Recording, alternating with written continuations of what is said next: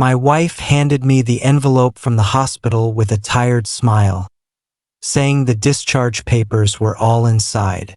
I was 36, still buzzing from the adrenaline of becoming a father for the first time, and our daughter had arrived just 4 days earlier after a long labor.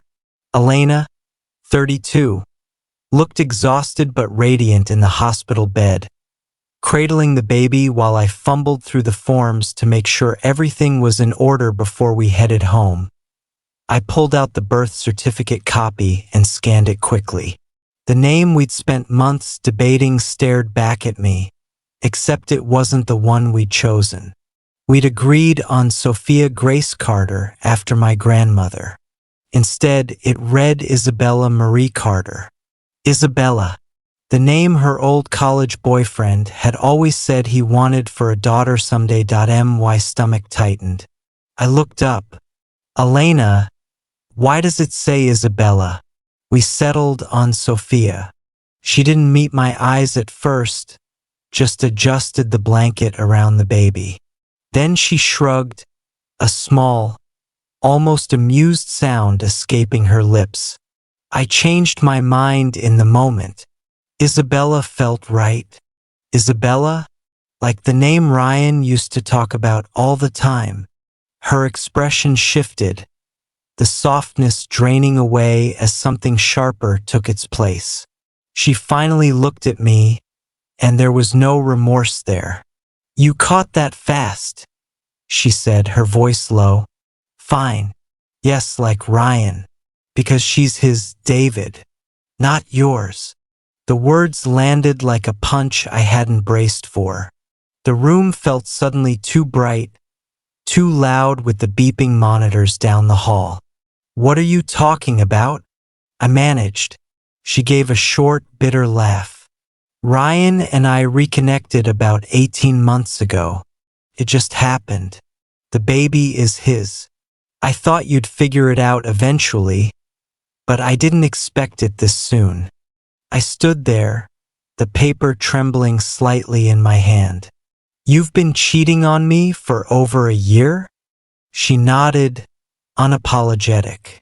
And you put my name on the birth certificate anyway? Another nod. What did you expect me to do? Stay and raise her? Pay for everything while you keep seeing him? She shifted the baby to her other arm. Pretty much. Or divorce me, doesn't matter. We're in a no-fault state.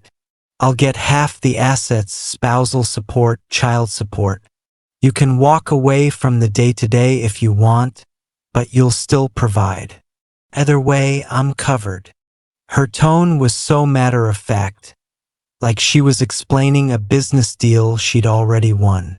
I felt the anger rising, hot and immediate, but something colder settled over it. I didn't yell. I didn't grab the certificate and tear it up. I just folded it carefully, slipped it back into the envelope and said, "Okay." She blinked, clearly waiting for more. An outburst, tears, bargaining. When nothing came, she frowned. "Okay, what?" I picked up my jacket from the chair. "Okay, I need some air." I walked out of the room without looking back, leaving her staring after me in the hallway. I leaned against the wall for a minute, letting the shock wash through me. Then I pulled out my phone. First call was to a private DNA testing lab I'd looked up months ago, half joking with friends about paternity scares. They had an opening the next morning. Second call was to a family law attorney recommended by a colleague who'd gone through a rough divorce. The receptionist heard the strain in my voice and booked me for late afternoon. Sarah Klein was sharp, no nonsense, with a quiet confidence that put me at ease immediately. I laid everything out: the birth certificate, Elena's confession, her threats about assets. She listened without interrupting, taking notes. "No fault doesn't mean automatic 50-50, she said when I finished. Especially not when there's clear evidence of fraud. Naming you as father on a child you didn't father, knowing it was false? That's paternity fraud. Her recorded admission, if we can get it, plus the DNA results, changes the game. Recorded? I asked. She nodded.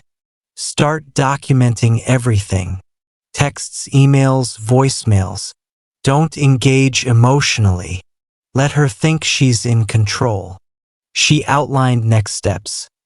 Secure the DNA test, freeze joint accounts where possible, gather proof of premarital assets. Especially the condo we'd bought mostly with proceeds from my tech startup exit 5 years earlier. Stay calm, she emphasized. The more overconfident she feels, the more mistakes she'll make. I drove home that night in silence. Elena was already there, feeding the baby in the living room. She looked up expectantly. So, are we good? I nodded. Yeah, just tired. I went to bed early, lying awake while she slept beside me, planning in the dark. The DNA test 2 days later confirmed it. 0% match. I scanned the results and emailed them straight to Sarah. Over the following week, I quietly moved important documents, passports, titles, investment statements, to a safe deposit box. I photographed every room in the condo for inventory. I opened a new individual bank account and rerouted my direct deposits, all while maintaining the routine, bringing Elena meals in bed, changing diapers, running errands. She seemed relieved, even affectionate again, convinced I'd accepted the arrangement. 10 days after discharge, while she was at a follow-up appointment with her sister, I made my move. A small moving crew arrived at noon. They packed only my personal items, clothes, books, the office setup I'd brought into the marriage, family heirlooms. By 3 p.m., the condo looked half empty in subtle ways, but nothing dramatic enough to panic her immediately. I left the divorce petition on the kitchen island, along with a brief note. All future communication through my attorney. I changed the locks that afternoon. Legal, since the property was titled in my name alone, and forwarded utilities to new accounts. I drove to the furnished apartment I'd rented across town. A quiet place with a view of the river. For the first time in weeks, I breathed deeply. No screaming baby, no pretending. Just silence. The reaction started that evening. My phone lit up, 37 missed calls, dozens of texts. I screenshot everything before blocking her number. Where are you? You can't just disappear like this. We need to talk about support arrangements. Come home, David. This isn't funny. Then the tone shifted. You'll pay for this. My lawyer says you owe temporary support pending divorce. I forwarded it all to Sarah, who replied, Good. Keep documenting to BY day 3. Her mother was calling from unknown numbers, leaving voicemails about responsibility and family. I saved them unlistened. Elena tried emailing from her work account. Ryan isn't stepping up like I thought. We can still make this work if you come back. No one has to know. Sarah filed emergency motions for exclusive use of the condo based on premarital ownership, for temporary restraining order against harassment, for paternity disestablishment. We attached the DNA report and screenshots of Elena's admissions. 2 weeks later, Elena showed up at my office building, baby in a carrier, waiting in the lobby. Security called me down. She looked worn, eyes red. David, please, just talk to me. I stayed behind the desk. Everything goes through counsel. She tried tears. I made a mistake. Ryan ghosted as soon as he heard about the baby. I can't do this alone. That's not my concern, I said quietly. Security escorted her out when she raised her voice. Her sister texted next, "You're being cruel. She thought you'd understand and help anyway. The baby needs stability." I didn't reply. The preliminary hearing came 6 weeks later. Elena arrived with a public defender-looking attorney who seemed overwhelmed. Sarah presented the DNA evidence, bank records showing the condo's funding, text message chains where Elena explicitly admitted the affair and paternity.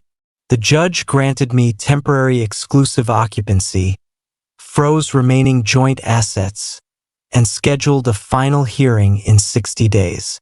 He warned Elena's side about frivolous delays. Outside court, she approached me in the hallway, voice breaking. "David, think about Isabella. She doesn't understand any of this." I walked past. Sarah handled the response. "The child has a biological father. Pursue him." Over the next months, the delays came anyway. Missed disclosures, claims of lost documents. Each earned sanctions. Elena tried showing up at my apartment twice. Both times building security intervened, adding to the harassment file. The judge eventually issued a full protective order. I used the time to rebuild. Gym mornings, dinners with old friends she'd gradually isolated me from, therapy sessions that helped unpack the betrayal without bitterness. Work flourished. I'd taken a senior role at a new firm, and the focus felt cleansing. Final hearing day arrived 4 months after separation. The judge reviewed everything methodically. Premarital contributions, 85% of condo equity mine. Retirement accounts untouched, personal property divided by origin. Elena was ordered to reimburse $9,500 in attorney fees for bad faith conduct. Paternity officially disestablished, no support obligation. Birth certificate amendment ordered. She cried openly when the judge suggested she file against Ryan for support. "He'll never acknowledge her," she whispered. The judge's response was firm. "That's between you and Mr. Walsh. The child is entitled to support from her actual father." The condo sold quickly in a strong market. I pocketed my share, bought a small house in a neighborhood I'd always liked, and furnished it slowly, deliberately, word filtered back through mutual acquaintances. Elena moved in with her parents temporarily, then into a cramped apartment when tensions rose. Ryan remained married, denied everything, refused testing. She took part-time work that barely covered daycare. 7 months post-separation. I was leaving my new house for a weekend hike when I saw her. She was sitting on the curb across the street, stroller beside her, Isabella asleep inside. She looked up, recognized me, and crossed slowly. "David." Her voice was small. "Can we talk?" "Just a minute." Against every instinct, I stopped. She looked older, lines around her eyes, clothes simple and worn. "I lost the apartment. Landlord raised rent. My parents can't help anymore. I'm staying with a friend, but it's temporary." I waited. She swallowed. "I know I don't deserve anything from you. Do you know anyone hiring? Or maybe a room for rent cheap? I'm trying to get back on my feet for her." She gestured to the stroller. The baby stirred, dark curls like her mother's. For a moment, something flickered. Pity, maybe memory, but it passed. I looked at the woman who'd once shared my life, who'd laughed at the idea of me fighting back, and felt only quiet certainty. "No," I said calmly. "I don't." I walked to my car, got in, and drove away without looking back.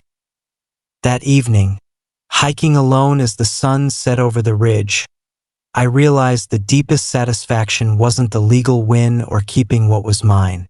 It was standing in front of her, seeing the consequences she tried to force on me now resting entirely on her shoulders, and feeling no obligation, no guilt, no pull to rescue she'd assumed I'd fold.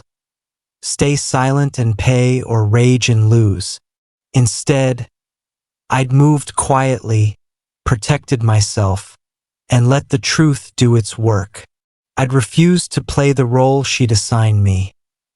Years from now, Isabella might ask questions. Elena will have to answer them alone. Ryan might face his responsibilities someday or not. None of it is mine to carry. I built a new life. Friends, travel, eventually someone who sees me clearly and chooses me honestly. The betrayal hurt deeply, but it also clarified everything. My worth isn't negotiable, my boundaries aren't suggestions, and peace comes from walking away when someone shows you exactly who they are. Sometimes the strongest response isn't the loudest. It's the one that leaves their script in pieces while you write a better chapter for yourself.